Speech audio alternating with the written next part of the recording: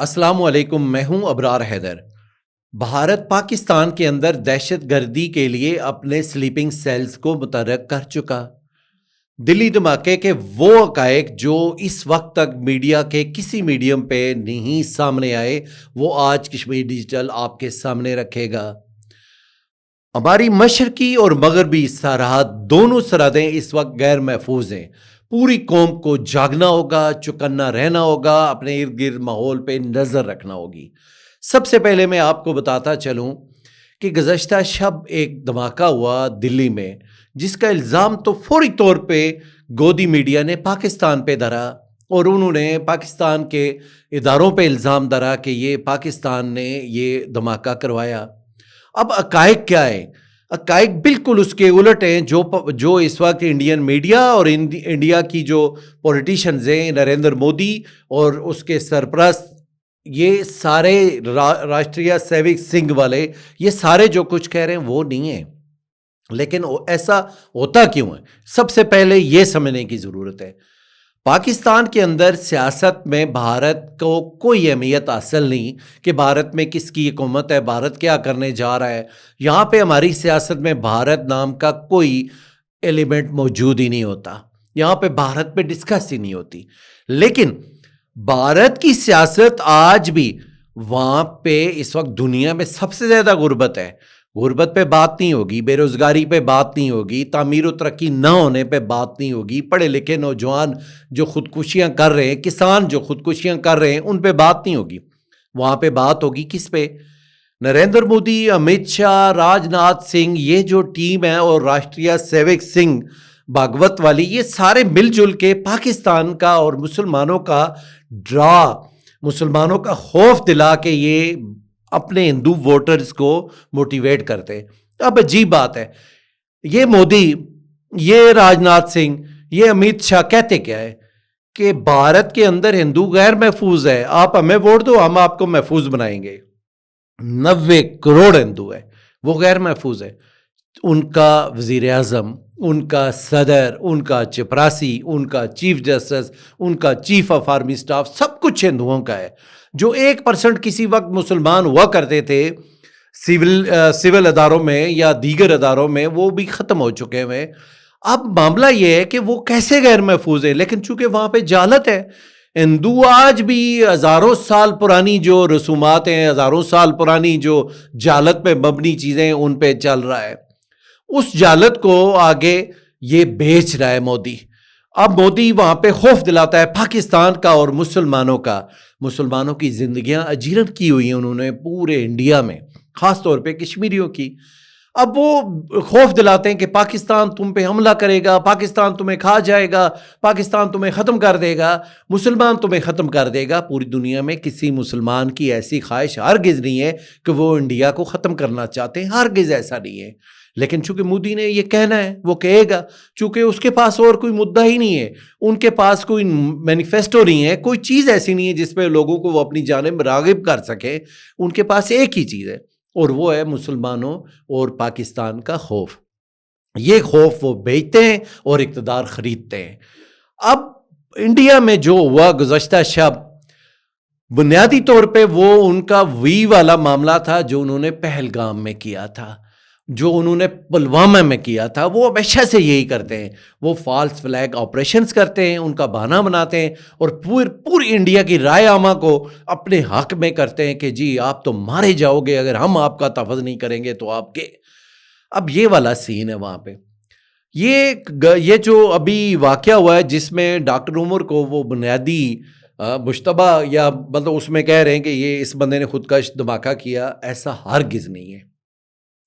دیویندر نام کا ایک بندہ ہے جو گڑگاؤں میں رہتا ہے، جو دلی سے باہر ایک شہر ہے، دلی کے قریب لیکن دلی سے باہر ایک شہر ہے گڑگاؤں۔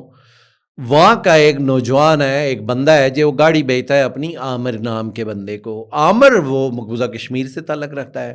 اب عامر جو ہے وہ اس سے یہ ڈاکٹر عمر گاڑی لیتے ہیں دلی میں چلانے کے لیے، وہ اپنے مقبول کے کام کے لیے۔ اور یہ بھی بتاتا چلوں کہ ڈاکٹر عمر جو ہیں وہ گزشتہ 2 سال سے دلی میں پریکٹس کر رہے ہیں۔ ان کا کوئی ایسا ہے ہی نہیں ہے کہ کسی طرح سے ان کا کوئی ایسا کنیکشن ہو ان کے گھر میں، آپ کے لیے یہ بڑی تشویشناک بات ہونی چاہیے کہ ڈاکٹر عمر کے گھر میں جو ان کے تین بھائی ہیں اور ان کی والدہ نے انہیں پڑھایا ہے، اور ان کا گھر جو ہے نا وہ ایک کمرے یا 2 کمروں پہ مشتمل ایک کچا گھر ہے، وہاں پہ کچھ حال ہیلا نہیں ہے، ان کے پاس کچھ بھی نہیں ہے، وہ بیچارے بڑی مشکل سے وہ ڈاکٹر انہوں نے ایک جو اسکالرشپ پہ ڈاکٹری کی تعلیم حاصل کی اور وہ ڈاکٹر بنے۔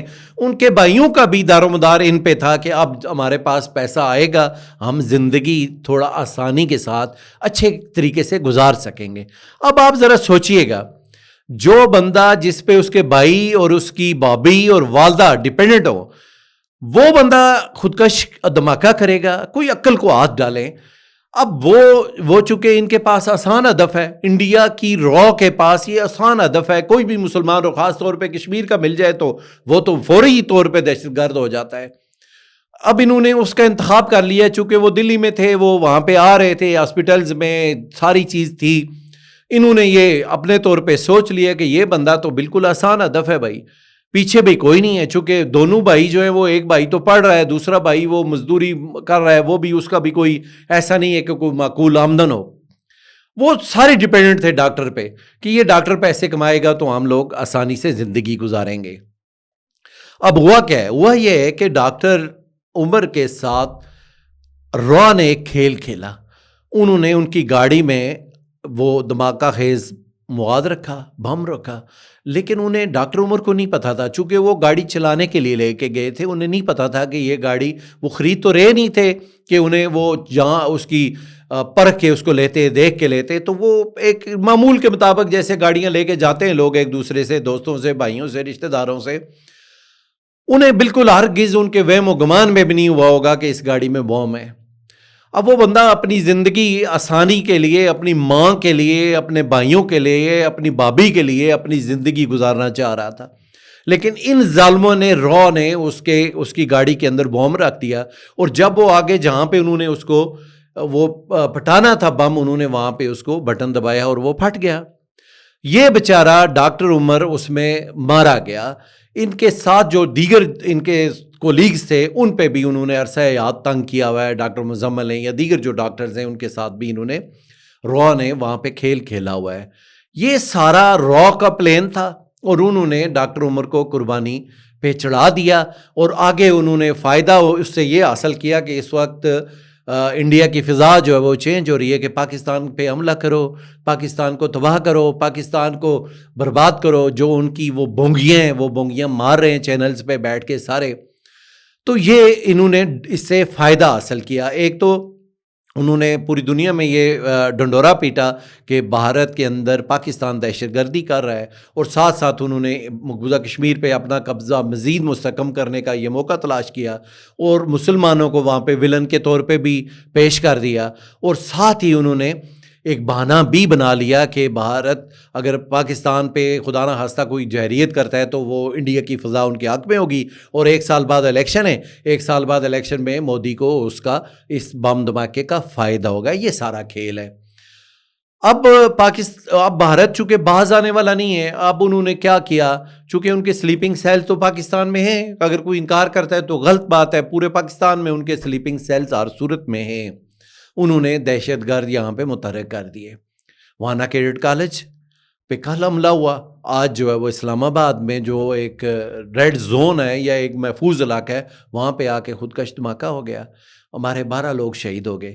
اب یہ ساری صورتحال جو ہے نا، اس کے تانے بانے اگر آپ دیکھیں، دہلی سے اسلام آباد اور اسلام آباد سے وانا تک، یہ سب ایک ہی چیز ہے، ان کے پیچھے ایک ہی کہانی ہے۔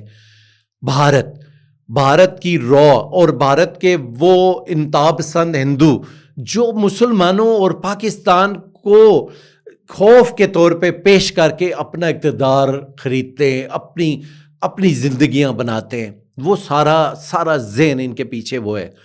پاکستان کے اندر بسنے والے تمام لوگوں کے لیے یہ لازم ہے کہ وہ اپنے ارد گرد اپنے ماحول پہ نگاہ رکھیں۔ اس وقت کچھ بھی ہو سکتا ہے، چونکہ پاکستان کے اندر دہشت گردی انڈیا نے ہر صورت میں کروانی ہے، اس نے ماحول بنانا ہے۔ پاکستان کے اندر ایک جو ماحول ہے، معیشت ہماری آگے بڑھنے جا رہی ہے تو اس کو روکنا ہے۔ ہم آگے بڑھ رہے ہیں، پوری دنیا میں ہماری عزت قدر ہے، اس کو روکنا ہے. تو اس لیے پوری قوم کو چوکنا رہنا ہوگا, جاگنا ہوگا, اور بہت زیادہ اپنے ارد گرد اپنے ماحول پہ نگاہ رکھنی ہوگی. ہم نے بھارت کے عزائم کو مل جل کے ناکام بنانا ہے, یہ ہمیشہ ذہن میں رکھیے گا. اپنا بہت خیال رکھیے گا. اللہ حافظ.